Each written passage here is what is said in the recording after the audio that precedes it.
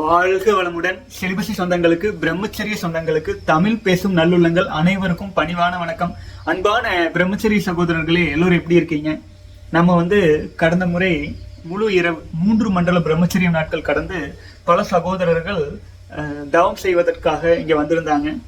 இறைவனின் சோதனை அப்படிங்கிற மாதிரி இரவு ஒரு 4-5 மணி நேரம் நம்ம தவலிங்கேஸ்வரர் முன்னிலையிலேயே தவம் செய்ய அமர வச்சுட்டு, அடுத்தது பாத்தீங்கன்னா விடிய விடிய மழை, தூரல் மழை அப்படின்ட்டுங்க ஒரு புது அனுபவம். அதாவது சாதாரணமா நம்ம தவம் பண்ணா கூட கான்சென்ட்ரேஷன் அங்க இங்க மிஸ் ஆகும். ஆனா இங்க குளிர், அந்த நம்முடைய எண்ணங்களையும் உணர்வுகளையும் நிலைநிறுத்துவதற்காக இறைவனே நமக்கு அந்த சூழலை உருவாக்கி கொடுத்தார். முதலாக 3 மண்டலங்கள் 48 நாள் கடந்து மீட் பண்ணோம். அந்த மழை சூழல்கள்லாம் வந்ததுனால நம்ம சகோதரர்களிடம் ஒரு வேளை நமக்கு கோவில் முன்பாக ஓலை கூரைக்கு பதிலாக ரூஃபிங் இருந்தா நல்லா இருக்கும் அப்படின்னு சகோதரர்களே பேசிட்டு சொன்னாங்க. சரி, அது பண்ணிக்கலாம் அப்படின்னு சொன்னதுதான். நம் சகோதரர் உடனடியாக இங்கிருந்து ஊருக்கு போன உடனே ஃபோன் பண்ணாரு. அண்ணா, நான் மேல போற ரூஃபிங்க்கு தேவையான அனைத்து சீட்டுகளையும், கூலிங் ரூஃபுக்கான சீட்டுகளையும் நான் கொடுத்துட்றேண்ணா அப்படின்ட்டு கிட்டத்தட்ட ஒரு போக்குவரத்து செலவோடு ஒரு 60,000 ரூபாய் கிட்ட வரும், மொத்தமா அவர் எடுத்துக்கிறேன் அப்படின்ட்டாரு. சரி, இறைவன் கூரை கொடுத்துட்டாரு. அப்புறம் அதுக்கு முன்பாகவே நம்ம சகோதரர்கள் பேசிட்டு கிளம்பும் போதே தவலிங்கேஸ்வரருக்கு கூரை அமைக்க வேண்டும்ட்டு அவங்கனால அப்பப்போ அவங்க கையில என்ன இருக்கோ ஒரு குறிப்பிட்ட தொகையை வச்சு கொடுத்துட்டு போனாங்க. அது ஒரு 30,000 ரூபாய் வரை சேர்ந்திருந்தது. அதுக்கப்புறம் நான் ஒரு வீடியோ போட்டிருந்தேன், இது மாதிரி நம்ம பண்ண போறோம் அப்படின்ட்டு, பண்ணலான்ட்டு இருக்குது, இறைவன் வழி காட்டட்டும் அப்படின்ட்டு. அப்படி சொல்லும் போது நம் சகோதரர் சின்னா அப்படிங்கிற நம்முடைய சகோதரர் பெங்களூருவிலிருந்து நமக்கு சப்போர்ட் பண்ணாரு. அவர் அதுல இருக்கிற ஸ்டீல்ஸுக்கு அதற்கான தொகையாக கிட்டத்தட்ட ஒரு 60,000 ரூபாய் வரை அனுப்புனாரு. ஸோ அந்த வகையில நம்ம பாத்தீங்கன்னா திருக்கோயிலுக்கான ரூஃபிங் பணிகள் முடிஞ்சிருச்சு. அதற்கான ஒரு வீடியோ இந்த வீடியோவின் இறுதியில நான் அதை அட்டாச் பண்ணி வைக்கிறேன், நீங்க பார்க்கலாம். பல சகோதரர்கள் பிரம்மச்சரிய பயணத்தில் கடந்து வரும்போது பல குழப்பங்கள், திரும்ப திரும்ப திரும்ப திரும்ப ஆனா இது எப்படி, அது எப்படி, இது எப்படி, நிறைய கேள்வி பதில்கள் கேட்டுட்டே இருக்காங்க. ஸோ நான் அது எல்லாமே எடுத்து வச்சிருக்கேன். நான் அது படிச்சு பார்த்துட்டு உங்களோடு நான் சகோதரர்களிடம் கேள்வி பதிலாகவும் இந்த வீடியோவை எடுத்துட்டு போயிடலாம். வாழ்க வளமுடன். அடுத்தது நம் சகோதரர், குறிப்பாக மேல்கூரை அமைத்த சகோதரரின் பெயரு பாலா அப்படிங்கிற சகோதரர். அவங்க முழு பெயரையும் நான் யாரையுமே சொல்லலை. எல்லோருமே மறைமுகமாக உதவ வேண்டும் அப்படின்னு எதிர்பார்ப்பாங்க. சிலர் பெயரை குறிப்பிட விரும்ப மாட்டாங்க. அதனால ஈசனே கொடுத்ததாகவே நினைச்சுதான் இந்த பணிகள் முடிஞ்சிருக்கு அப்படின்னு சொல்லிக்கிற கேள்வி பதில்கள் பார்த்துடலாங்க. நம் சகோதரர் ஒரு இமெயில் அனுப்பியிருந்தாரு. இரவு தூங்கும்போது ஒரு சைடாக படுத்திருந்தேன். அப்போது எனக்கு ஒரு வகையான இனப்பெருக்க கனவு வந்துருச்சு. அப்போ கனவுல பாத்தீங்க அப்படின்னா உடலை கொஞ்சம் அசைச்சேன். கனவு கலைஞ்சு சுய நினைவு வந்த பின்னாடி அப்புறம் எனக்கு நம்ம கிட்ட இருந்த உயிராற்றல் வெளியேறிடுச்சு, விந்து சக்தி வெளியேறின மாதிரி இருக்கு. அப்போ எனக்கு என்ன பயம்னா, கான்சியஸ் வந்ததுக்கு அப்புறம் 2-3 செகண்ட்ல உடம்ப அசைச்சேன், என்னோட உயிராற்றல் வெளியேறிடுச்சு. பட் நான் இவ்வளவு நாளா பிரம்மச்சரியம் டெக்னிக் ஃபாலோ பண்ணதால எந்த பொண்ணையும் தப்பா கூட நினைச்சது இல்லை. ப்ளீஸ் அண்ணா கொஞ்சம் சொல்லுங்க. 86வது நாள் இருக்கேன். வாழ்க வளமுடன். அன்பான சகோதரரே, நீங்க 80வது நாள்ல இருக்கீங்க. உங்ககிட்ட ஆற்றல் சேகரமாகி கொண்டே இருக்கு. நம்ம சாப்பிட்ற ஒரு பருக்கும் ஆச்சுங்களா, ஒரு பருக்கும் நம்முடைய உயிராற்றல். ஒரு க்ஷணத்துக்கு 1200 உயிரணுக்கள் உற்பத்தி ஆகிறதா நம்முடைய தற்கால விஞ்ஞானம் சொல்லுது. அப்போ அப்படி உற்பத்தி ஆயிட்டு இருக்கிற ஆற்றலை நம்ம என்ன பண்ணிட்டு இருக்கோம்? எனர்ஜி அதிகமாயிட்டு இருக்கு, உற்பத்தி ஆகிட்டே இருக்கு. அதை நம்ம செய்யும் வேலையில, அப்புறம் நம்ம டிவி பார்க்குறோம், அப்புறம் என்னென்ன விஷயங்கள், வெளி விஷயங்களை நம்ம கவனம் செலுத்தி செய்யறோம் இல்லைங்களா, அந்த மாதிரி நம்ம செஞ்சுட்டு இருக்கும்போது அந்த பூரா ஆற்றலுமே நம்ம டிரான்ஸ்மிட் பண்ணிடுறது இல்லை. நம்ம கிட்ட ஒரு சேகரமாயி இருக்கும் நம்ம உண்ணும் உணவு. அப்போ அந்த ஆற்றல் நீங்க பெண்ணை பத்தி நினைக்காம இருந்தாலுமே என்ன ஆகும்னா, நம்ம உண்ணும் உணவு திட உணவு ஆச்சுங்களா. திட உணவுங்கில மண்மையம் மூலாதார சக்கரத்துக்கு தான் இயல்பாகவே போயிடும். அதனாலதான் ஏஜ் அட்டன் பண்றது எல்லாமே வர்றது. அப்போ நீங்க நினைக்காமல் இருந்தாலுமே விந்துஜயம் பயிற்சியை நீங்கள் முறையாக செஞ்சு ஆற்றலை மேலை துவாரங்களுக்கு கொண்டு வராம இருந்தா நமக்கு பாத்தீங்கன்னா அங்க ஒரு குறிப்பிட்ட அளவிலான ஆற்றல் சேகரம் இருக்கும். ஒரு சாதாரணமா நீங்க யோசிச்சு பாருங்களேன், ஒரு உடம்பு பயங்கர ஹீட்டா இருந்தா என்ன பண்ணுவீங்க? உடனே தண்ணி ஞாபகம் வரும்ல, வாட்டர் நினைவுகள் வரும்ல, ஒரு கூலா சாப்பிடலாம், ஐஸ்கிரீம் சாப்பிடலாம். அந்த கிளைமேட்டு உடம்புக்கு ஏற்படுற பாதிப்பு வந்து நமக்கு வந்து வெளியுலக சிந்தனைகளை தூண்டும். அந்த மாதிரி தான் நம்முடைய உடல்ல மூலாதார சக்கர ஆற்றல் சேகரமாகி இருக்கும்போது நமக்கு இயல்பாகவே நம்ம கான்சியஸா இருக்கும்போது இது வேண்டாம், நம்ம பிரம்மச்சரியத்தில் இருக்கிறோம் அப்படிங்கிற ஒரு தெளிவு இருக்கும். ஆனா கான்சியஸா இல்லாத சமயத்துல என்ன ஆகும், ஆட்டோமேட்டிக்கா பாத்தீங்க அப்படின்னா அது தூக்க நிலையில் இருக்கும்போது கனவுகளில் அது போல சில கனவுகள் வந்து அது வெளியேறும். என்ன காரணம்னா நம்ம வந்து ஒரு ஆற்றல் முழுமையா வந்துருச்சு, அது வந்து டிரான்ஸ்பர் ஆகிறதுக்கு வேற பாதைகள் நீங்க கொடுக்கல.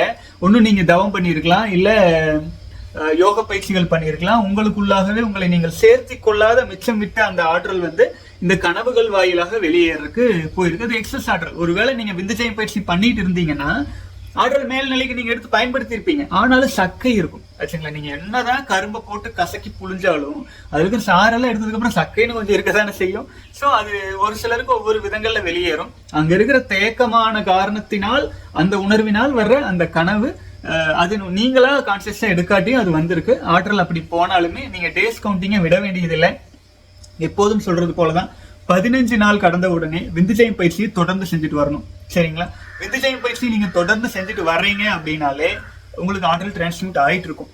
இடையிடையில் வரும் சின்ன சின்ன இது போன்ற குழப்பங்களை பற்றி நீங்க கவலைப்பட வேண்டியதில்லை ஆச்சுங்களா. வாழ்க வளமுடன். சரி, அடுத்த சகோதரர் என்ன கேட்டிருக்காரு, என்ன சொல்லியிருக்காருன்னு பார்க்கலாம். சகோதரர் சொல்லியிருக்காரு, கொஞ்சம் பெரிய மெயில தான் அனுப்பியிருக்காரு. என் பெயரை படிக்க வேண்டாம் அண்ணா. வணக்கம், எனக்கு 35 வயது ஆகிறது.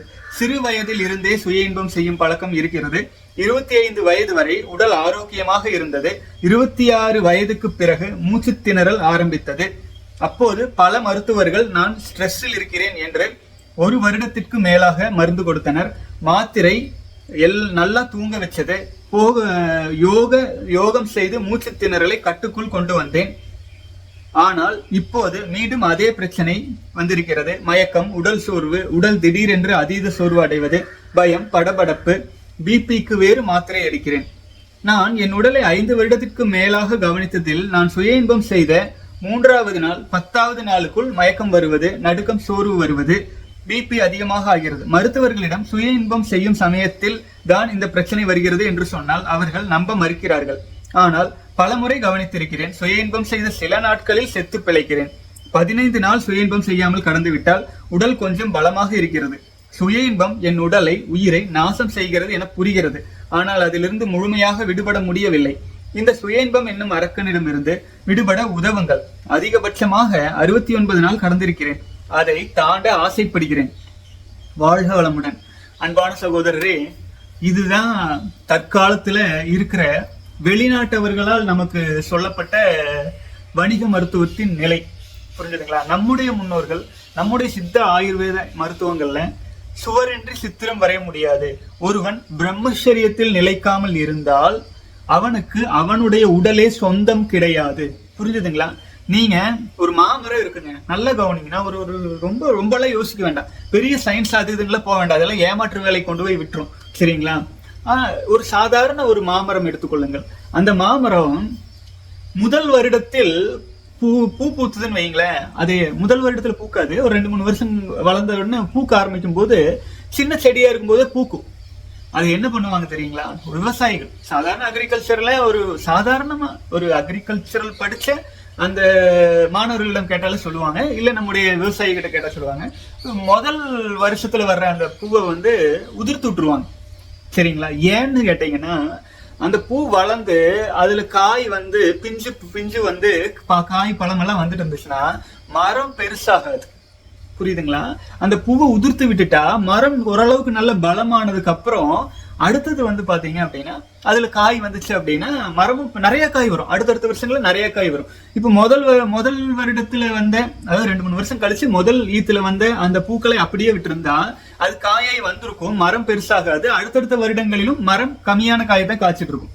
அதனாலதான் முதல் வருஷத்துல பூக்கிற பூ 2வது வருஷத்துல பூக்கிற பூவுல உதிர்த்து விட்டுட்டாங்கன்னா அடுத்து மரம் பெருசானதுக்கு அப்புறம் வர்ற அந்த காய்கள் நல்ல ஓரளவுக்கு வேல்யூவா வரும். ஆச்சுங்களா. இதே காரணம் தான் ஒரு சாதாரண ஆடு மாடு மேய்க்கிற இப்ப நம்மளே ஆடுகளா இருக்குன்னு வைங்களேன். ஒரு ஆடுகள், ஒரு கிடாய் ஆடுகள் நல்ல வலிமையா வரும் அப்படின்னு கேட்டீங்கன்னா அது காய் அடிச்சு விட்டுருவாங்க. அது உயிராற்றல் வந்து கீழே அது இனப்பெருக்கத்திற்காக அனுப்பாம அதை தடை பண்ணிடுவாங்க. அது வந்து செயற்கை தான் ஆச்சுங்களா, இயற்கை இல்லை. ஆனா செயற்கை அறிவுன்னு ஒண்ணு இருக்கு இல்லைங்களா. அப்போ அது என்ன ஆயிரும்னா, நீங்க 1 வருடத்துல வர்ற ஆடு காய் அடிக்காமல் இயல்பா ஆற்றல் விரயம். ஆடுகளுக்கு குணம் என்னன்னா தொத்தி ஆற்றல் விரயம் பண்ணிடும். அப்போ ஆற்றல் விரயம் பண்ணாமல் காய் அடிக்கப்பட்ட ஆடுக்கு வித்தியாசம் பாத்தீங்கன்னா ஒரு 4-5 கிலோ வரைக்கும் வித்தியாசம் வந்துடும் ஆச்சுங்களா, வெயிட் மாறிடும். அப்போ நல்ல கவனிங்களேன், இந்த மிருகங்கள் உங்களை சுத்தி இருக்கிறோம். நீங்க பெருசா போய் நமக்கு அறிவு இருக்குல்ல, அறிவு எல்லாருக்கும் இருக்கு, படிச்சதுனாலதான் அறிவு இருக்குன்னு சொல்றோம். அவன் ஒரு முட்டாள், சரிங்களா. ஏன்னா நமக்கே தெரியும் 10வது வரை படிச்ச பாடங்களே வாழ்க்கையில 10% கூட பயன்படுறது இல்லை ஆச்சுங்களா. உங்களுக்கே தெரியும், இது போய் யார்கிட்டையும் கேட்கணுங்கிறது. அப்போ அந்த அளவுக்கான வாழ்க்கைக்கே பயன்படாத விஷய குப்பைகளை லோட் பண்ணிட்டு வர்றவங்க தான் நமக்கு சொல்ற அறிவுரைகளை நீங்க கேட்கணுங்கிற அவசியம் இல்லை. நாம் நம் முன்னோர்களின் வழிமுறைப்படி, நம்முடைய முன்னோர்களின் வழிமுறைப்படி ஃபாலோ பண்ணிட்டு போறோம். நீங்க பிரம்மச்சரியத்துல ஒரு 50-60 நாள் கூட கடக்க முடியல அப்படின்னா அது உடம்பு தேராது, அவ்வளவுதான் முடிஞ்சது. நீங்க 35 வயசு, இப்பவே நீங்க கிட்டத்தட்ட ஒரு 60 வயசு தாத்தா நிலைமையில பேசிட்டு இருக்கீங்க, புரிஞ்சுதா. பிபி டேப்லெட், அந்த டேப்லெட், இந்த டேப்லெட், ரொம்ப மோசம், வீக் போயிட்டே இருக்கும், புரிஞ்சுங்களா. நான் ஒரு சொல்ற பாருங்களேன், ஒரு குறைஞ்சபட்சம் ஒரு மண்டலம் அவ்வவர் தேவராம்னு திருமூலர் சொன்ன மாதிரி ஒரு 48 நாள் ஆச்சு நீங்க கடக்காம ஆற்றல் விரயத்துக்குள்ள போனீங்கன்னா உடம்பு வீக் ஆகும், புரிஞ்சுதுங்களா. இது சம்பந்தமா நான் ஆரம்ப கட்டத்துல நிறைய வீடியோக்கள்ல ஒரு ஸ்டோரி சொல்லியிருப்பேன். அதாவது சாக்ரட்டிஸ் வந்து அவருடைய ஸ்டூடெண்ட்ஸ் வந்து அவர் சாக்ரட்டிஸ் கிட்ட வந்து, சாக்ரட்டிஸ் தான் நினைக்கிறேன், பேர் எனக்கு சரியா மாறிடுச்சு இன்னும் தெரியல. பட் அவர் ஒரு குருன்னு வச்சுக்கோங்களேன். ஒரு குரு கிட்ட வந்து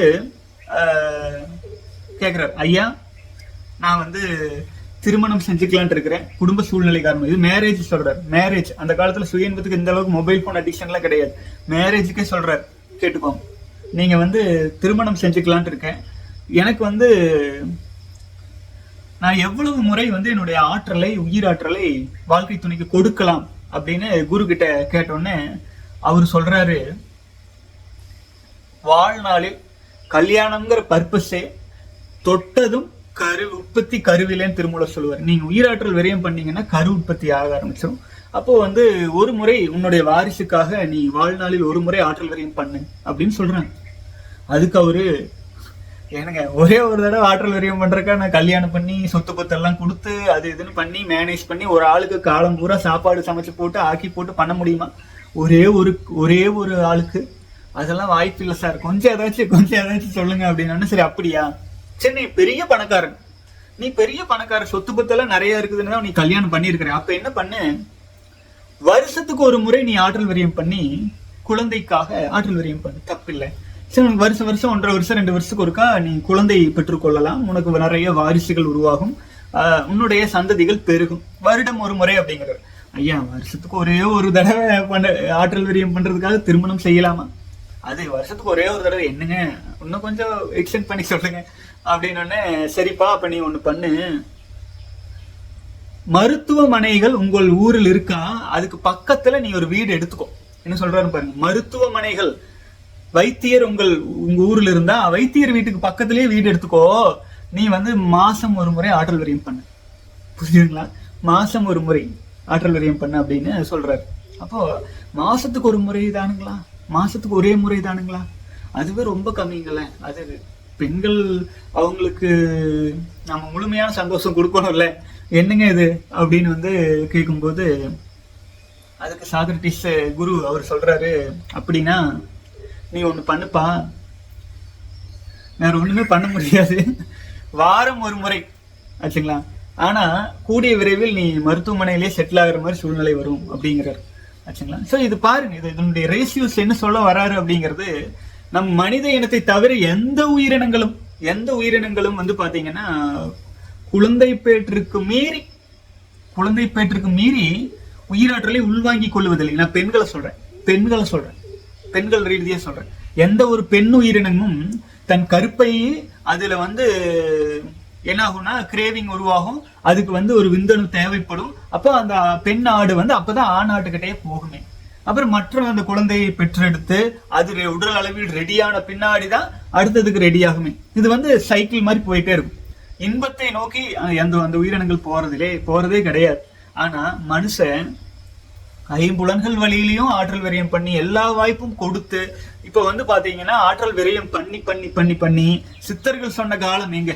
சித்தர்கள் சொன்னாங்க 1000 வருடம் 100-200 வருடம் சாதாரணமா வாழ முடியும் அப்படிங்கிறாங்க. அப்போ ஊழி கடந்து வாழ்வீரே, காலம் கடந்து வாழ்வீரே. அந்த மனுஷ உடம்புக்கு அந்த கெப்பாசிட்டி இருக்கு. கல்ப தேகமா மாறுறது எவ்வளவோ கெப்பாசிட்டி இருக்கு. காலம் நீட்டிச்சுட்டு போகணும் ஆச்சுங்களா. ஒரு மரமே பல காலம் வாழ்ந்துட்டே இருக்குது. அது தன் நல்ல ஆற்றல் எல்லாம் கிடைச்சிட்டே வரும்போது அந்த மரத்துடைய தண்டு வைரம் பாஞ்சிருச்சும்பாங்க. அது பயங்கர வேல்யூ ஆச்சுங்களா. வைரம் பாஞ்ச கட்டை அப்படிம்பாங்க. அந்த மாதிரி நீங்க நீண்ட காலம் வாழணும். நீங்க வாழ்ற அந்த நீண்ட கால காலத்துல பிரம்மச்சரியத்தை மேக்சிமம் காப்பாத்தி கொண்டுட்டு வந்துட்டே இருக்கணும். அதுதான் நீங்க ஒரு கல்ப தேகமாக மாறுவதற்கு, உங்களை மேம்படுத்திக் கொள்வதற்கு ஒரே வழி. உங்கள் உடல் நோய்கள் எல்லாம் குணமாகணும்னா அதுக்கு என்ன வழினா இதுதான் வழி. பிரம்மச்சரியம் காத்து வெளி உணவுகள், கெமிக்கல் இல்லாத உணவுகளை குறைந்த அளவில் எடுத்துக்கொள்ளணும். புரிஞ்சுதுங்களா? ரொம்ப எல்லாம் எடுத்துக்கூடாது, குறைஞ்ச அளவு. புரிஞ்சுதுங்களா? இப்போ உங்களுக்கு எந்த நோய் நொடியுமே வராது. இருக்கும் நோய் நொடிகள்லாம் சரியாயிட்டு வரும். 3 மண்டலமாச்சும் நீங்க பிரம்மச்சரியம் கடந்தீங்கன்னா சரியாயிட்டு வரும். புரிஞ்சுதுங்களா? ஒண்ணு, நம்ம உடம்புக்குள்ள என்னென்ன இருக்கு என்னென்ன இல்லை அப்படின்னு நமக்கே தெரியாது. நம்முடைய உடம்பே நம்மை வழி நடத்தும். நமக்குள்ளேயே குரு இருக்காரு, நமக்குள்ளேயே எல்லாமே சரியாகி வரும். இப்ப நீங்க பிரம்மச்சரியத்தை நாட்கள் கடந்து வர்றது அப்படிங்கிறது ஒழுக்கம் விழுப்பம் தரலான் ஒழுக்கம் உயிரிலும் ஓம்பப்படும் ஆச்சுங்களா. ஒழுக்கமா இருக்கிறது போர் அடிக்கும். திருவள்ளுவரே சொல்றாரு, ஒழுக்கமா இருக்கிறது கொஞ்சம் போர் அடிக்கதான் செய்யும். ஏதோ ஒரு இன்பம் வந்து சுத்தி சுத்தி இருக்குது, அதை அடைய முடியாம தான் பண்ணும். ஆனா அது வந்து உயிருக்கு மேல வச்சு காப்பாற்ற வேண்டியது. வேற எதுவுமே வேண்டியதில்லை. நீங்க வேற எதுவுமே வேண்டியதில்லை. நீங்க பிரம்மச்சரியத்துல நிலைக்கிறது உங்கள் வாழ்க்கையவே சரி பண்ணிடும். புரிஞ்சுங்களா? வாழ்க்கைய அப்படியே சரி பண்ணிட்டு வரும். எப்படின்னா, உணவு ஒரு உணவு நீங்க எச்சா மாற்றி சாப்பிட்டீங்கன்னா நைட் ஃபால் வந்துடும். அப்போ உடம்பு சொல்லும் இந்த உணவு எனக்கு தேவையில்லை. அப்ப அந்த உணவு நீங்களே குறைச்சிட்டு வருவீங்க. பிரம்மச்சரியத்தில் நிலைக்க வேண்டும் அப்படிங்கிற ஒரு உறுதி வந்துருச்சுன்னா ஆட்டோமேட்டிக்கா அதுக்கு வர்ற பாதிப்புகளை எல்லாம் நீங்க கவனிச்சு வாழ்க்கையே பிரம்மச்சரியத்துல நிலைக்கிறதா அப்படிங்கிற ஒரு ஸ்டேஜ் வந்துருவீங்க ஆச்சுங்களா. அதுதான் சக்தி. பிரம்மச்சரியம் அப்படிங்கிறது உங்களுடைய கொள்கலன் ஆச்சுங்களா. அப்போ அடுத்தது அதை மீறி உற்பத்தியாகும் ஆற்றலை எல்லாம் நமக்குள்ளாக, நம் உடலின் உள்ளாக, குண்டலினி சக்கரங்களின் வாயிலாக இதுக்குள்ள நம்ம சேர்த்ததான் நமக்கு வந்து எல்லா விதமான வலிமையும் நமக்கு கிடைக்க ஆரம்பிக்கும். நமக்குள்ள நம்ம ஒரு விஷயத்த கவனிக்கிறோம்னா நம்ம கவனிக்கல, அந்த ஈசனே கவனிக்கிறான் அப்படிங்கிற ஒரு ஸ்டேஜ் வரும். புரிஞ்சுதுங்களா? ஸோ இந்த வெளி உலகத்துல ஒண்ணுமே இல்லைங்க. ரோட்ல நாய்கள் சுத்துது, காட்டுக்குள்ள இருக்கிற மிருகங்களுக்கு மருத்துவமா பார்த்தாங்க. இது இயற்கை. ஆனா மனுஷன் பரிணாம வளர்ச்சின்னு உச்சகட்ட உயிரினம்னு மனிதன். நமக்கு மருத்துவர்கள் தேவையே கிடையாது. அதுக்கு வாழ்க்கை முறையை சரி பண்ணிக்கணும். புரிஞ்சுதுங்களா? பிரம்மச்சரிய ஆற்றலை காப்பாற்றணும். அடுத்தது கெமிக்கல்களை சேர்த்தக்கூடாது. கொஞ்சமா சாப்பிட்டா போதும், ரொம்ப வேண்டியதில்லை. விந்துஜயம் பயிற்சி பண்ணி மூலாதாரத்திலே சேகரமாயிட்டு இருக்கிற ஆற்றலை மேலை துவாரங்களை கொண்டு வந்துட்டு இருக்கணும். இதெல்லாம் ரொம்ப பேசிக் ஆச்சுங்களா. சரி, அதுக்காக என்னங்க நீங்க கல்யாணமே பண்ணிக்க கூடாதுங்கிறீங்களா? இப்படியே வாழ முடியுமா? கல்யாணமே நீங்க பண்ணிக்கலாம். குழந்தை பேர் வேணும்னா கல்யாணம் பண்ணிக்கலாம். சொத்து நிறைய இருந்தா பண்ணுங்க. அதெல்லாம் ஆடம்பரம். புரிஞ்சுதுங்களா? ஆடம்பரம் தான் இந்த காலத்துல. அப்போ திருமணம் நீங்க செஞ்சுக்கிட்டீங்க, நல்லா இருக்கீங்க, நல்லா இருங்க. அப்போ குழந்தை பேருக்காக நீங்கள் ஆற்றலை கொடுங்கள். மற்ற நேரங்கள்ல அதற்கு உங்கள் ஆற்றல் விரயம் செய்யாது எப்படி உங்கள் வாழ்க்கை துணையையும் மகிழ்ச்சியாக வச்சுக்கிறது அப்படிங்கிறதுமே நம்ம நிறைய டிப்ஸ் எல்லாம் விந்து விடா போகம் அப்படிங்கிற பயிற்சிகளை கொடுத்துருப்போம். திருமணம் ஆனவர்களுக்கு நான் சொல்றேன், பேசிக் இதுதான். இந்த பேசிக்கை புரிஞ்சுக்கோங்க. இந்த பேசிக்கை புரிஞ்சுக்கிட்டா மட்டும்தான் நீங்க பிரம்மச்சரியம் கடைபிடிச்சிட்டு நீங்க யோகா பண்ணா மட்டும்தான் அந்த எனர்ஜி உங்களுக்குள்ள ஒட்டும். பிரம்மச்சரியம் கடைபிடிச்சிட்டு நீங்க மெடிடேஷன் பண்ணா மட்டும்தான் நீங்க ஆன்மீக பாதைக்குள்ளே போறீங்க. நீங்க ஆன்மீக பாதைக்குள்ளேன்ட்டு இல்லை, குடும்ப வாழ்க்கைக்குள்ள போறதுக்கு முன்னாடியே பிரம்மச்சரியம் 12 வருஷம் கடைபிடிக்கணுங்கிறது தான் நம் முன்னோர்கள் கல்வி முறையே பாலப்பிரஸ்தம், பிரம்மச்சரியம், குடும்பஸ்தம், வானப்பிரஸ்தம். இந்த குடும்ப மனித வாழ்க்கையை பிரிக்கும் போது குழந்தை பருவம், பிரம்மச்சரிய பருவம், அடுத்தது குடும்ப வாழ்க்கை, அடுத்தது வந்து வனவாச பருவம்னு விரிச்சு வச்சாங்க. அப்போ ஏன் குடும்ப வாழ்க்கைக்குள்ள போறதுக்கு முன்னாடியே அந்த பிரம்மச்சரியத்தை நீங்க கடைபிடிக்கணும் அப்படிங்கிறதுக்காக. சரிங்களா? ஒரு சாதாரணமா சுய இன்பம் பண்ணி பழகிட்டா நம்ம மனசுக்குள்ள அந்த இன்பம் பதிஞ்சிடும். அது இன்பம் பதிஞ்சிடும். ஐயோ அந்த இன்பம் இருக்கே, அந்த அந்த அந்த அந்த டைம் வரையிலெல்லாம் அது அந்த பண்ணிடலாம் அப்படின்னு தோணும். புரிஞ்சுங்களா? அதுக்கு நீங்க என்ன பண்ணணும், உங்க பழக்கத்தை மாத்தணும், ரொட்டீனை கரெக்ட் பண்ணும், உங்க பழக்கத்தை மாத்தணும். அது இன்பம் இருக்குது, ஆனா அது வரும்போது நீங்க வேற விஷயங்கள்ல கவனம் பண்ணி முதல்ல வந்து பிரத்யாகாரம் ஆச்சுங்களா, அதுல இருந்து வெளியில வரணும். வெளியில வர்றதுக்கு என்னென்ன பண்ணணுமோ அதை நீங்க தெளிவா பண்ணிட்டு இருங்க. நம்ம நிறைய வீடியோஸ் போட்டிருக்கோம், எல்லாமே பிரம்மச்சரியத்துக்காக மட்டும்தான் போட்டிருக்கோம். ஏன்னா அதுதான் அடிப்படை.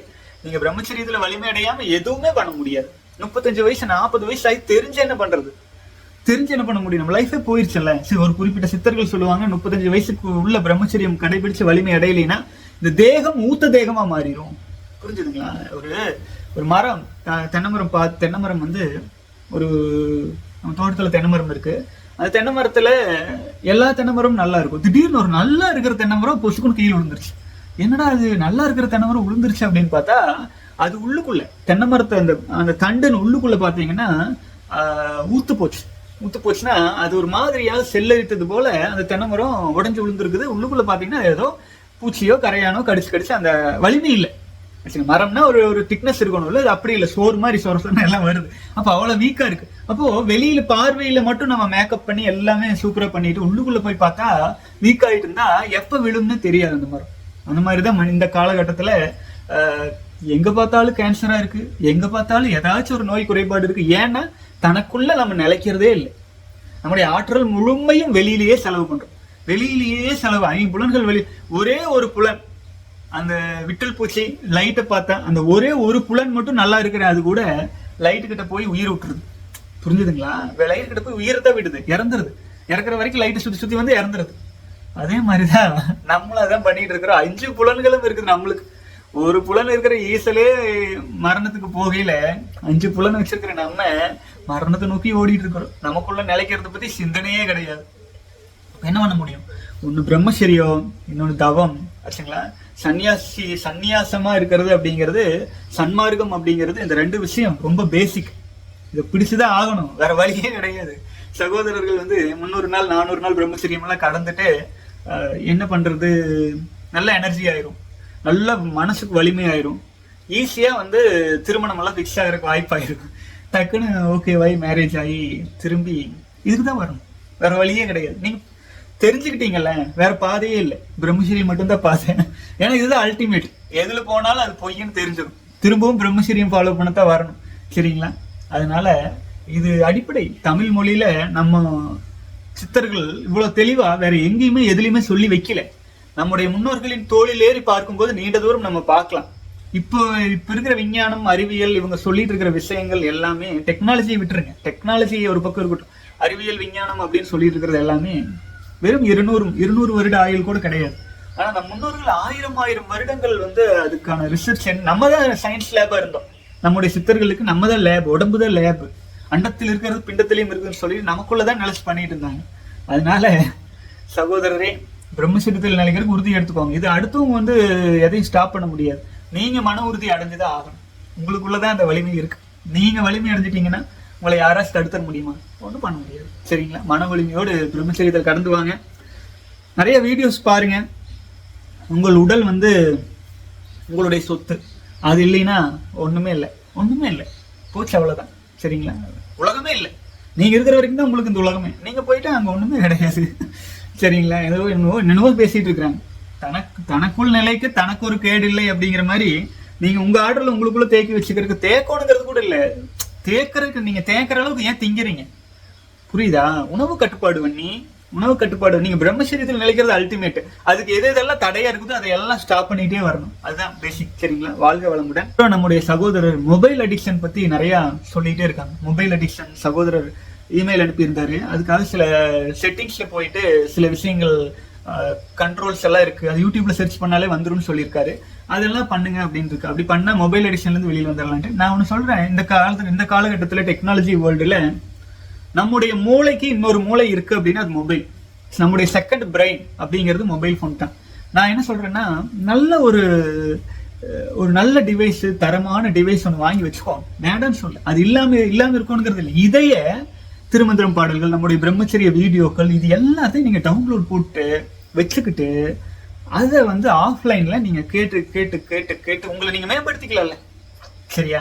இது ஏன் டெக்னாலஜி எதிராக நீங்க பார்க்க வேண்டாம், அதை உங்கள் முன்னேற்றத்துக்கு எப்படி பயன்படுத்தலாம் நீங்க யோசி. நம்ம தவம் எல்லாம் இருக்கு பாத்தீங்கன்னா 1 மணி நேரம் 1/2 மணி நேரம். இப்ப நான் இங்க வந்து இல்ல நான் உங்க கூட உட்காந்து தவம் சொல்லியே பண்ணணுங்கிறது இல்லையா, எங்க இருந்தாலும் நம்ம பண்ணலாமே, தவம் பண்ணலாமே. ஒரு மொபைல்ல அது போட்டு விட்டா நான் பேசுறதே உங்களுக்கு தவங்கள் வந்துட்டே இருக்குமே, வச்சுங்களா? ஸோ அதனால இதுல இருக்கிற நெகட்டிவ் விஷயங்களை தூக்கி வீசிடுங்க. அதே மாதிரிதான் நம்ம பெண்கள் அப்படின்னு சொல்லும்போது பிரம்மச்சரியம் கடைபிடிக்கும் போது நமக்கு ஆற்றல் விரயம் செய்வதற்கு எதிர்பாலினத்தவர்கள் ரொம்ப முக்கிய காரணமா இருக்காங்க. அதுக்காக பெண்கள் நமக்கு எதிரி இல்லை, அவங்க தான் நம்ம அம்மாவா இருக்காங்க, நம்ம தங்கச்சியா இருக்காங்க, நமக்கு எல்லாமாவும் அவங்க இருக்காங்க. ஆனா நம்ம வந்து அவங்க கிட்ட இருக்கிற பாசிட்டிவான விஷயங்கள்ல வச்சு நம்ம அவங்கள மதிச்சாலும் நம்ம உஷாரா இருந்து நம்மளை காப்பாத்திக்கணும். அதே மாதிரிதான் மொபைல் போனும் ஆகட்டும், அதுகிட்ட இருக்கிற பாசிட்டிவான விஷயங்களை நம்ம பயன்படுத்திட்டு தேவையில்லாத விஷயங்களை தவிர்த்துக்கணும். நம்ம பிரம்மச்சரியத்துக்கு இடையூறா வர்ற விஷயத்தை தவிர்த்துக்கணும். முதல்ல ஒரு சாதாரணமா ஒரு நாடகம் பார்க்கலான்னு உள்ள போகும், அது உள்ள போக போக போக அந்த லஸ்ட் போய் போய் போய் அடுத்ததுன்னு போயிட்டு கடைசியில் ஆபாச விஷயங்களுக்குள்ள போய் முடியும். அப்படி போகக்கூடாது. ஆரம்பத்திலே கட் பண்ணிடும். ஆரம்பத்தில் கட் பண்றது எளிமை. முதல் ஸ்டெப்லயே இந்த பக்கம் விலைக்கு போயிடலாம். மேல வரைக்கும் போயிட்டு அப்புறம் கீழே குதிச்சாகும். குதிக்கிறது கஷ்டம், மெதுவா தான் வரும். காலங்கள் போயிடும், வயசு போயிடும். ஒரு ஆசைப்பட்டு என்கிட்ட பொருளாதாரமே இல்லை, சம்பாதிக்கவே ஆரம்பிக்கல, அது எதுக்கு காதல், எதுக்கு லவ், லொட்டு லொஸ்கெல்லாம் உனக்கு எதுக்கு, அதெல்லாம் தேவையில்லை. நீ முதல்ல அது எவ்வளவு பெரிய ஆடம்பரம், எவ்வளவு பெரிய சிக்கல். சரிங்களா? நான் அந்த வயசுல கடந்த வந்திருக்கேன். அதனால சும்மா ஒண்ணுமே கிடையாது. காதல் என்பதே ஒரு காமம் தான், அதுக்குள்ள நம்ம போக வேண்டியது இல்லை. மெச்சூரிட்டி ஆகணும், வளர்ற வரைக்கும் பொறுமையா இருக்கணும். சரிங்களா? எல்லா விஷயமும் அப்படிதான். சில விஷயங்கள் வந்து 100% கெடுதலா இருக்கும் அடிக்ஷன்ல. அது என்னன்னு கேட்டீங்கன்னா, இந்த ட்ரிங்க்ஸ் பண்றது 100% கெடுதல், 100% கெடுதல். அது உயிராற்றலையும் கெடுத்து விட்டுரும், உடல் வலிமையும் குலைச்சிரும், பலவீனம் பண்ணிரும், மனசு மயங்கி இருக்கிறதுனால ரொம்ப வீக் ஆயிரும். அதெல்லாம் 100% கெடுதல், அறவே ஒழிச்சிடணும். புரிஞ்சுதுங்களா? மீதி இருக்கிறதெல்லாம் கொஞ்சம் கெடுதல் கொஞ்சம் நல்லது அப்படி இருந்துட்டே இருக்கும். இன்பம் துன்பம் நல்லது கெட்டது பாவ புண்ணியம் எல்லாம் கலந்ததான வாழ்க்கை. ஈசன் எங்க இருக்காரு? இதெல்லாம் கடந்த நிலையில இருக்காரு. அப்ப நம்ம அதை எல்லாத்தையும் விடணும். ஆனா வாழ்ந்துட்டு இருக்கோம். அப்ப இந்த உலகத்தை ஃபேஸ் பண்ணிட்டு இருக்கிறதுனால சில விஷயங்களை பயன்படுத்திக்கிறோம், சில விஷயங்களை விடுறோம். ஆச்சுங்களா? அதனால அந்த ஸ்டேஜ் எல்லாம் கடந்து வரையில எல்லாத்தையும் விடணும் அப்படிங்கிற அந்த மனநிலையும் வரும். ஆச்சுங்களா? அது வரைக்கும் மொபைல் போன் அடிக்ஷன் பத்தி இப்ப சகோதரர் சொல்லியிருந்தாரு. மொபைல் போன் ஆகட்டும் எதுவாகட்டும் அடிக்ஷன்ங்கிறது இருக்கு. அந்த அடிக்ஷன்ல இருந்தாலுமே அது நமக்கு ஆன்மீக வழியில, நம்முடைய பொருளாதார வழியில நம்மை மேம்படுத்துவதற்கு ஏதாவது கொஞ்சமாச்சும் உதவுதான்னு பார்த்துட்டு, உதவுச்சுன்னா பயன்படுத்திக்கணும், உதவலினா விலைக்கு விற்கிறதுக்கான தைரியத்தை வளர்த்திக்கோங்க. அதுக்கு பிரம்மச்சரிய வலிமை அடையிறது உங்களுக்கு அது உதவும். ஆச்சுங்களா? வாழ்க. அப்புறம் சகோதரர் வந்து ஆனா ஒரு 48 நாள் சேலஞ்சு போட்டு விடுங்கண்ணா அப்படின்னு. 48 நாள் சேலஞ்சு மறுபடியும் என்ன பேசுறது, என்ன போடுறது அப்படின்ட்டு ஒரு யோசனை இருக்குதுங்க. இப்ப மகா சிவராத்திரி விரைவில் வரப்போகுது. ஆச்சுங்களா? ஆரம்பிச்சிடலான்ட்டு தான் இருந்துச்சு. 48 நாள் சேலஞ்ச் திரும்பவும் ஆரம்பிக்கலாம் அப்படின்ட்டு. ஆனா மகா சிவராத்திரி அடுத்த மாதத்திலே வருது இல்லைங்களா? அதுக்குள்ள என்ன ஆயிடுச்சுன்னா, இங்க நம்முடைய கோவில்ல வந்து பாத்தீங்கன்னா செட்டு ரூஃபிங் போடுற வேலைகள் ஆளுங்க வந்துட்டு போயிட்டு இருந்தாங்க. அப்புறம் சமீப காலங்கள்ல என்னுடைய உடன் பிறந்த சகோதரருக்கு குழந்தை பிறந்திருக்கிறது, இரட்டை குழந்தை பிறந்திருக்கிறது. அதனால என்னுடைய தாயார் வந்து அவங்கள பாத்துக்கிறதுக்காக போக வேண்டியதா இருக்கு. ஸோ அந்த மாதிரி சூழ்நிலைகள்லாம் வரும்போது நான் வந்து என்ன ஆயிருந்தேன்னா, இங்கே ஆடுகள் மாடுகள் கோவில் காலை மாலை அக்னிஹோத்திரா பண்றது இப்படியே போயிட்டே இருக்கு. அதனால நான் ரொம்ப ப்ரெஷர் பண்ணி மோட்டிவேட் பண்ற அளவுக்கு நேரம் கொஞ்சம் கம்மியா இருக்கு. கமிட்மெண்ட் கொடுத்துட்டோன்னு வைங்களேன், அது எப்படி ஆயிருன்னு வைங்களேன், டியூ கட்டுற மாதிரி ஆயிடுது. ஆச்சுங்களா?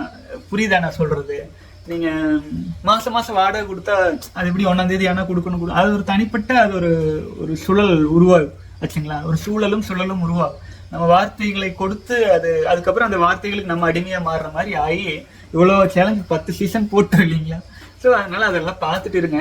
இன்னும் கொஞ்சம் சூழ்நிலைகள் எனக்கு கொஞ்சம் நேரம் அதிகமா இருக்கும்போது நான் கண்டிப்பா சேலஞ்ச் ஆரம்பிக்கிறதுக்கான இறைவன் தான் வழிகாட்டணும், அனுமதி கொடுத்து ஆரம்பிச்சிடலாம். ஆனா நீங்க பிரம்மச்சரியத்தில் நீங்க கேட்கிற கேள்வி பதில்களை எல்லாம் இந்த மாதிரி நான் முடிஞ்ச அளவுக்கு வீடியோல வந்து பேசி சரி பண்றதுக்கு பாக்குறேன். வாழ்க வளம். சகோதரர் வந்து கேட்டிருக்காரு, அண்ணா எனக்கு வயது 21, நான் 3 மண்டல பிரம்மச்சரியம் கடந்துள்ளேன். இதற்கு முன்பு 2 வருடங்கள் மற்றும் 1 வருடங்கள் பிரம்மச்சரியத்தில் நிலைத்துள்ளேன். ஆனால் எனக்கு ஒரு பிரச்சனை உள்ளது. விந்துஜயம் மற்றும் ஃபைனல் ஸ்டேஜ் பயிற்சி செய்வதால் காம எண்ணங்கள் வருவதில்லை மற்றும் அதுவாக நைட்ஃபால் ஆவதும் இல்லை. ஆனால் மாதம் ஒரு முறை அல்லது சில நாட்கள் தூங்கிக் கொண்டிருக்கும் போது என் கைகள் தானாக சென்று ஆற்றல் விரயம் செய்கிறது.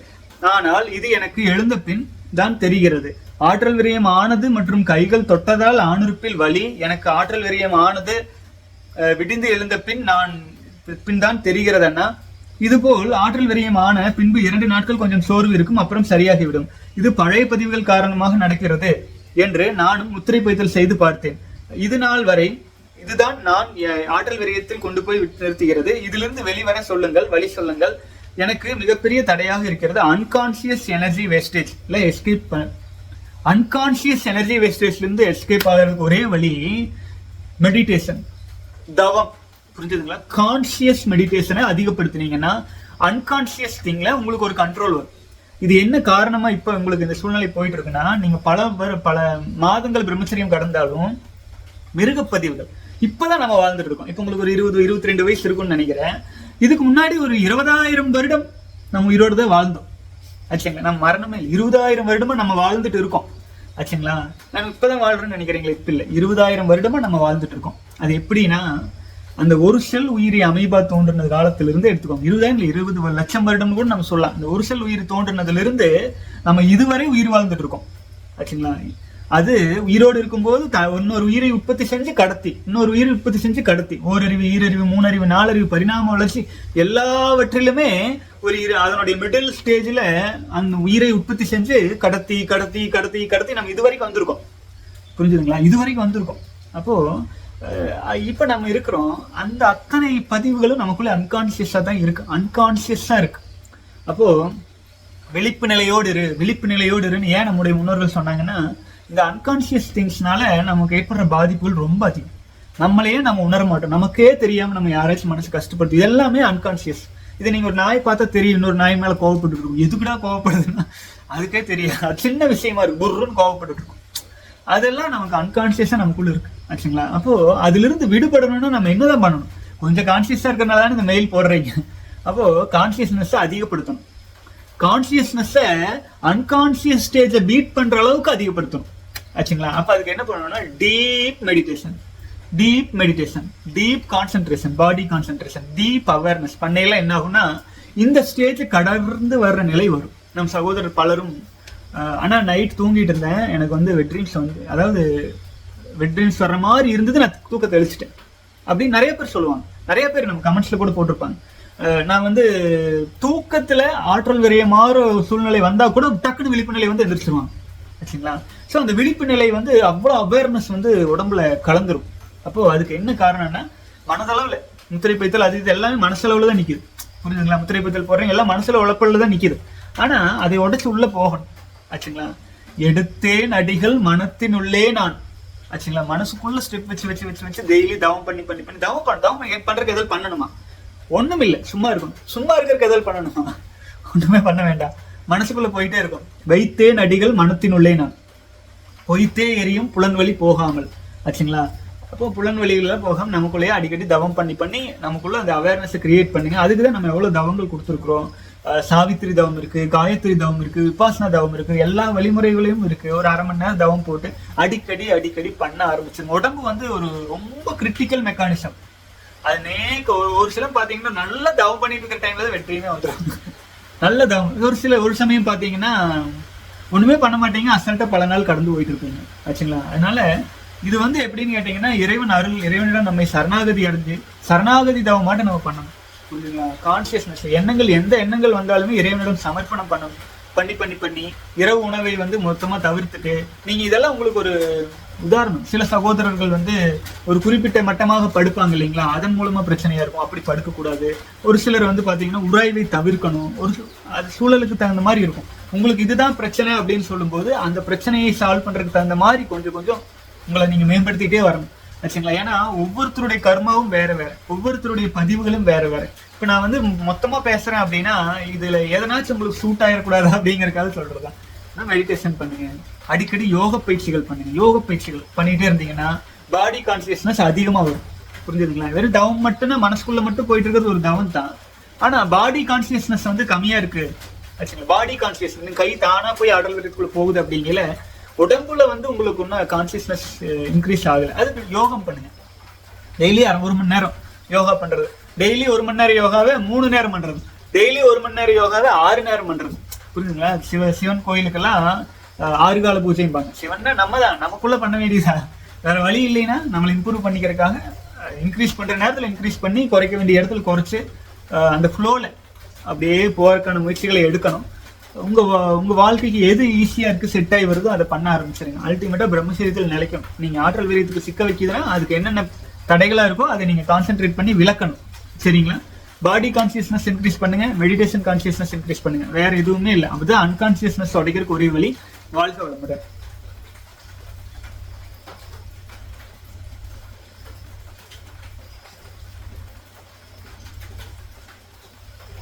அடுத்து சகோதரர் கேட்டிருக்காரு, டியர் பிரகாஷ் அண்ணா, எனக்கு வெரிகோசைல் ப்ராப்ளம் இருக்கு அண்ணா. அதாவது விதைப்பை நரம்பு வீக்கம் அண்ட் ஹேர் லாஸ் இருக்கு, ப்ராப்ளமும் இருக்கு. எனக்கு உங்களோட ஹீலிங் வேணும் அண்ணா. ப்ளீஸ் எனக்கு ஹீலிங் ட்ரீட்மெண்ட் கொடுத்து என் பாடியை சரி பண்ணி கொடுங்கண்ணா. ரொம்ப நாளா சரி பண்ண முடியாம கஷ்டப்படுறேன். வாழ்க வளமுடன். அன்பான சகோதரரே, தானே அருளால் சிவயோகம் தங்காது. புரிஞ்சுங்க? நம்ம பொதுவா எல்லாரையுமே வாழ்த்திட்டு தான் இருக்கோம், வாழ்க வளமுடன் வாழ்க வளமுடன்.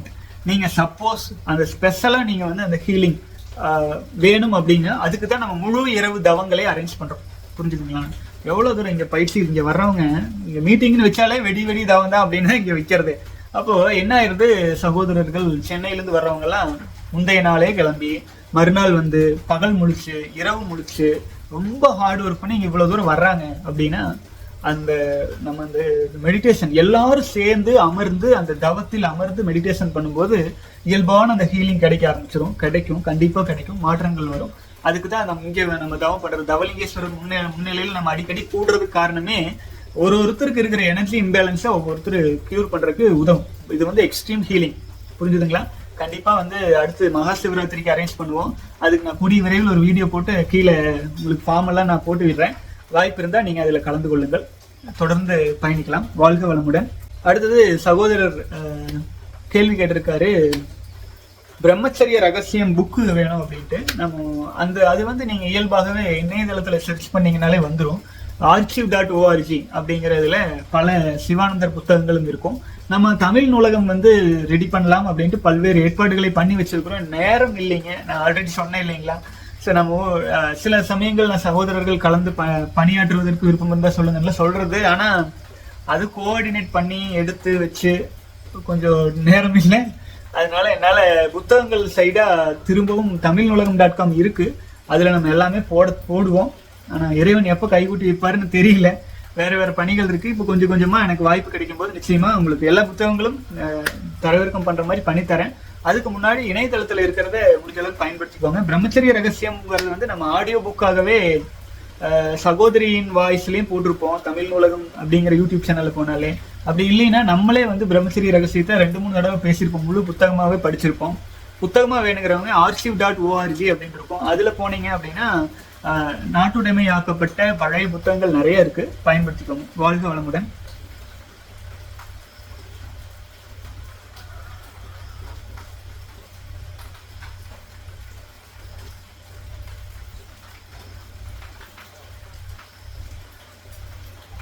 அடுத்து நிறைய சகோதரர்கள் வந்து பொங்கல் நல்வாழ்த்துக்கள் அனுப்பியிருக்கீங்க. வாழ்க வளமுடன், வாழ்க வளமுடன். அடுத்து நம்ம சகோதரர் கேட்டிருக்காரு, பட்டினத்தார் போல சித்தர் ஆவது எப்படி? வாழ்க வளமுடன். பட்டினத்தார் போல சித்தர் ஆகணும் அப்படின்னா அது நீங்க மனசு வச்சாலே ஆயிடலாம். மனசுதான் காரணம். இருக்கிறத விட்டா கிடைக்க வேண்டியது அங்கேயே இருக்கு. மனசளவுல எந்த ஒரு விஷயத்து மேலே ஆசையோ பற்றோ வைக்காம அப்படியே நமக்குள்ளேயே நினைச்சு அப்படியே நமக்குள்ள இருந்துட்டே இருந்தா சித்தரா மாறுறதவரை வேற வழி என்ன இருக்கு? ஆச்சுங்களா? சத்த முதல் 5 தன் வழிதான் சாரில் சித்துக்கு சித்தன்றி சேர்விடம் வேறுண்டோ அப்படின்னு திருமூல பகவான் சொன்ன மாதிரி சத்தம் முதல் 5 புலன்கள் வழியாக போற எல்லா ஆற்றலும் நமக்குள்ளேயே இருந்துச்சுன்னா சத்தம் முதல் 5 தன் வழிதான் சாரில் சித்துக்கு சித்தன்றி சேர்விடம் வேறுண்டோ. அப்ப அது எல்லாமே சித்தா மாறுறது தானே. கொஞ்சம் சித்துன்னு ஆசைப்பட்டீங்கன்னா அந்த ஆசைப்படுற அந்த எண்ணங்களுமே நம்ம ஆற்றல் நிறையதான். அது புரிஞ்சுக்கங்க, சூட்சமத்தை புரிஞ்சுக்கோங்க. ஆச்சா, சித்துன்னு நீங்க ஆசைப்பட்டீங்கன்னா அது ஆசைப்படுற அந்த எண்ணமே ஆற்றல் விரியம் தான் அப்படிங்கறத புரிஞ்சு சூட்சமத்தை புரிஞ்சுக்கோங்க. அதே மாதிரியே சிவன் கிட்ட எந்த வரம் கேட்டாலும் அந்த வரத்து மூலமாவே தான் அழிவு அப்படிங்கறது எல்லா அசுரர்களும் பல்வேறு புராணங்கள் மூலமா நிரூபிச்ச விஷயம்தான். புரிஞ்சுதுங்களா? நீங்க சிவமாய் அமர்ந்தானே சிவமாய் அமர்ந்திருந்தாருன்ட்டு சத்தம் முதல் 5 தனக்குள்ளே தவத்தில் அமர்ந்துட்டு இருக்கும் போது நீங்க பட்டினத்தார் என்ன எல்லா சித்தர்களாகவும் நம்மளால் மாற இயலும். ஆச்சுங்களா. உடம்பு மனசு இல்லைன்னா யோசிச்சு பாருங்க, இந்த உடம்பு இந்த மனசு இல்லைன்னா உயிர் சிவம் தான். இந்த மனசு வழியில இந்த உடம்பு வழியில வெளிப்பட்டு இருக்கிறதுனாலதான் நம்மளா இருக்கிறோம் ஆச்சுங்களா. அப்ப நம்ம இந்த உடம்பை மனசை நம்ம தூய்மை பண்ண பண்ண பண்ண பண்ண இயல்பாகவே எல்லோருமே அந்த உயர்ந்த தூய்மை நிலை அடைந்தவர்கள் தான் சித்தர்கள். அந்த தூய்மை நிலையை நோக்கி தான் நம்ம போயிட்டு இருப்போம். அதுக்கான வலிமை தான் பிரம்மச்சரி ஆற்றல் கொடுக்கும் ஆச்சுங்களா. வாழ்க வளமுடன். அடுத்தது சகோதரர் வந்து ஒரு 2 கேள்வி கேட்டிருக்காரு. How the rishis and yogis controlled the nature and stars, planets, even gods. Recently, I got a chance to study Guru Nanak biography. When he wants to cross the river allows him and he walks and cross the river. This is possible, bro. வாழ்க வளமுடன். அடுத்த கேள்வின்னு படிச்சிடுறேங்க. AI technology are created or invented by the people which they are using their 8th sense, which is the next stage of evolution of humans. These are the aliens which are dominating the humans by using their powers to control the world. Please clarify, bro. வாழ்க வளமுடன். அன்பான சகோதரரே, இயற்கையை கட்டுப்படுத்த முடியுமா அப்படின்னு கேட்டீங்கன்னா கட்டுப்படுத்த முடியும். அதுக்கு நம்ம என்ன பண்ணணும் அப்படின்னா நம்ம கட்டுப்படுத்த தெரியும். நம்மள நம்ம கட்டுப்படுத்த தெரியும். ஒரு சின்ன உதாரணம் நான் சொல்றேன், புரியுதா பாருங்க. ஒரு உச்சி வெயில், உடம்பு பயங்கர ஹீட்டா இருக்கு. உச்சி வெயில், பயங்கர வெயில், ஹீட்டு. அப்போ நீங்க வந்து சாதாரணமா உங்களால ஒரு யோக பயிற்சிகள் பண்ணி நல்லா உங்களை நீங்க தவம் பண்ணி யோக பயிற்சிகள் பண்ணி உங்களை நல்லா வலிமையாக்கி இருந்தீங்கன்னா அப்போ நீங்க வெளியில போனா உங்களுக்கு வெயில் பெருசா தெரியாம இருக்கும். ஒரு சிலருக்கு ஒவ்வொரு விதமா தெரியும். உங்களுக்கு ஹீட்டே தெரியும், நீங்க ஜாலியா சுத்திட்டு வருவீங்க. ஆனா வெயில் அனல் தவிச்சிட்டு இருக்கும். மற்றவங்க எல்லாம் வெளியிலேயே வர்றதுக்கு பயந்துட்டு கொடை பிடிச்சிட்டு இருக்காங்கன்னு வைங்க. அப்போ கவனிங்க. அப்போ அவரு வந்து சித்தர், அவர் வந்து வெயில், அப்போ அவ்வளவு வெயில் நெருப்புலயே நடக்கிறாரு. நம்மளால முடியல, புரிஞ்சுதுங்களா? நெருப்புலயே நடக்கிறாரு, அத்தனை வெயில் அவர் அசால்ட்டா போறாரு வராரு, நம்மளால முடியல. அப்போ என்ன ஆகுதுங்க, அந்த நெருப்பே அவரை ஒன்றும் பண்ணல. அதுக்கு காரணம் நெருப்பு இல்லை, அவர் தன்னை மேம்படுத்தி கொண்ட விதம். புரிஞ்சுதுங்களா? அப்ப நெருப்பே அவருக்கு வழி விட்டுருச்சு. மழை வருது, எல்லாத்தையும் மழையில போனா சளி பிடிச்சிருக்கு, காய்ச்சல் வந்துட்டு தன்னை மேம்படுத்திக்கவே இல்லை, இம்யூனிட்டி கிரியேட்டே பண்ணல. அப்படி இருக்கும்போது என்ன ஆகுது, மழையில வந்து ஏதோ ஒரு யோகியோ அதனால ஒரு தவம் பண்ணிட்டு இருக்கிறவங்க மழையில பெருசா நினைச்சுக்கா போயிட்டு வர்றாங்கன்னா அப்ப அவருக்கு மழையே வழி விடுற மாதிரி தானே ஆச்சுங்களா. நீங்க உணவெல்லாம் குறைச்சி ஒண்ணுமே பண்ணாம எத்தனையோ யோகிகள் வந்து உணவே எடுத்துக்க மாட்டாங்க, உணவே தேவையில்லை, சிரஞ்சீவியா வாழும் நிலைக்கு வந்திருப்பாங்க. அப்ப அப்படி இருக்கிறவங்க வந்து ஆத்துக்குள்ள போனாலுமே, ஆத்துல ஒரு வாக்கில் நடந்து போனாலுமே எவ்வளவு பேர் தண்ணியில முதக்குறாங்க பாப்பீங்களா? சில பயிற்சிகள் இருந்தா தண்ணியில மிதக்க முடியும், கடல் கடந்து நீந்திட்டு போறவங்களும் இருக்காங்க. அப்போ உடம்புங்கிறது ஒரு வெயிட், அதுல திடத்தன்மை இருக்கும்போது உள்ள போகும். உடம்பு 5 புலன்களோட கூட்டு தானே. அப்போ வந்து உடம்புல வந்து காற்று தன்மையோ இல்ல ஒரு குறிப்பிட்ட வகையாக உணவு எடுத்துக்கொள்ளாது காற்றில் இருந்து ஆற்றல் எடுத்து ஒரு பழக்கம் இருக்கும்போது அது இயல்பா வரும். புரிஞ்சுங்களா? இதெல்லாம் சித்துக்கள் அப்படிங்கிறது நம்ம டக்குன்னு ஜாம் ஜூம் சக்கரா அப்படின்னு மந்திரம் போட்டா வர்றது இல்லை, இது இயல்பாக நடக்கிறது. அது அவங்களுக்கு ஆச்சரியமாவே தெரியாது. புரியுதுங்களா? வெளியில இருந்து பாக்குறவங்களுக்கு தான் அது ஆச்சரியமா தெரியும். குருநானக் அப்படி போனாரு அப்படின்னா அது குருநானக்குலாம் அது ஒரு ஆச்சரியமே இல்லை. அவர் தன்னை வந்து அவர் அந்த அளவுக்கு வந்து தவம் பண்ணி மெச்சூரிட்டி பண்ணி இருக்கும்போது அது அவருக்கு பெருசா இருந்திருக்காது. வெளியில இருந்து பாக்குறவங்களுக்கு ஆச்சரியம். புத்தகமே எழுதுறவங்க அதுக்கு இன்னும் எக்ஸாஜரேட் பண்ணி தான் எழுதுவாங்க. இப்போ அதை வந்து வெட்டியா படிச்சிருக்க நம்ம முட்டாள். புரிஞ்சுங்களா? தனக்குள்ள தன்னை அறிய தனக்கு ஒரு கேடு இல்லை, தன்னை அறியாமல் தானே கெடுகின்றார். நல்லது படிச்சாலும் கெட்டது படிச்சாலும் தனக்குள்ள நிலைக்கிற நேரத்தை விட்டுட்டு போய் படிச்சுட்டு இருந்தா முட்டாள் தான். புரிஞ்சுதுங்களா? நான் சொல்ற கருத்து புரியுதான்னு பாருங்க. உங்களுக்குள்ள நிலைக்கிற முயற்சி பண்ணுங்க, யோகம் பண்ணுங்க, தவம் பண்ணுங்க, பிரம்மச்சரியத்தில் நிலைச்சிட்டு இருங்க. இதுதான் பாதை.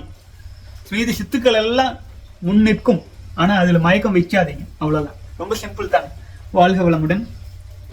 அடுத்து AI technology created invented by the people which they are using 8th sense. அதாவது AI டெக்னாலஜிங்கிறது வந்து கம்பைன்டு நாலேஜ். புரிஞ்சுதுங்களா? கம்பைன்டு நாலேஜ், அவ்வளவுதான்.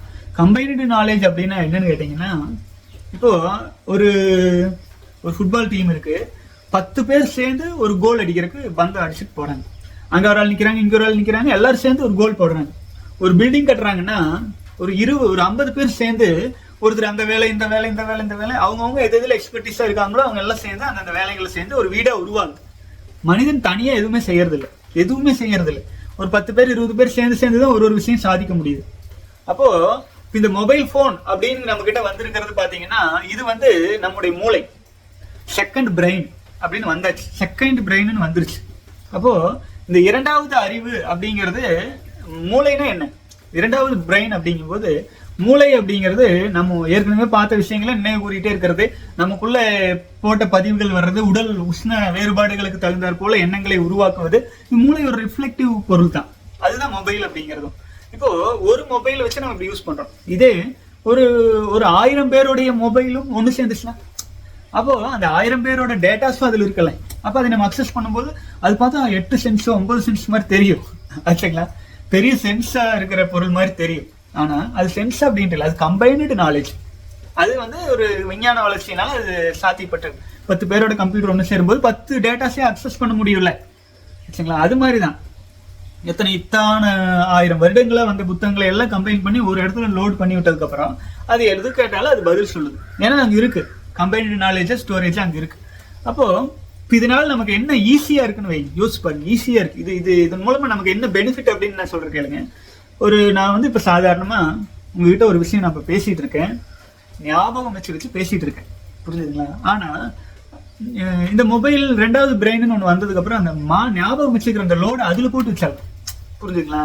ஒரு திருமந்திரம் ஆகட்டும், ஏதாகட்டும், ஒரு தவம் பண்றதாகட்டும், நம்ம ஸ்ட்ரெஸ்ஸை எடுத்துக்க வேண்டியதில்லை.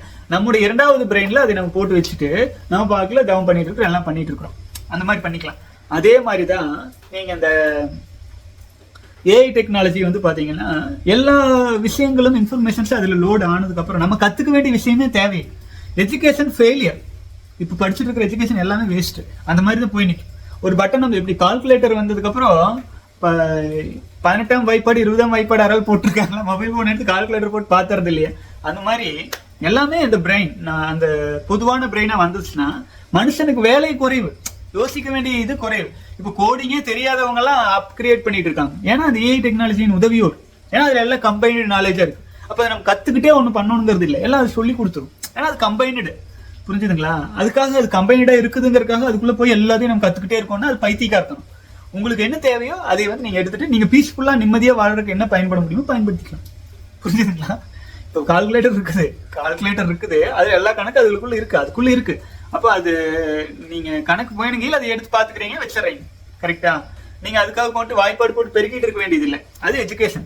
இப்போ கால்குலேட்டர் வந்ததுக்கு அப்புறம் அந்த வாய்ப்பாடு படிக்க வேண்டிய அந்த எஜுகேஷன் தேவையில்லை. ஆனா அந்த வாய்ப்பாடு எதுக்குங்கிற தேவையும் கத்துக்கிறதுக்கு எஜுகேஷன் தேவை, கரெக்டுங்களா. அந்த அளவுல இருந்தா ரொம்ப ப்ரெஷர் பண்ணி ஸ்ட்ரெஸ் பண்ணிக்க வேண்டியது இல்லை. அதே மாதிரிதான் ஏஐ டெக்னாலஜியும்.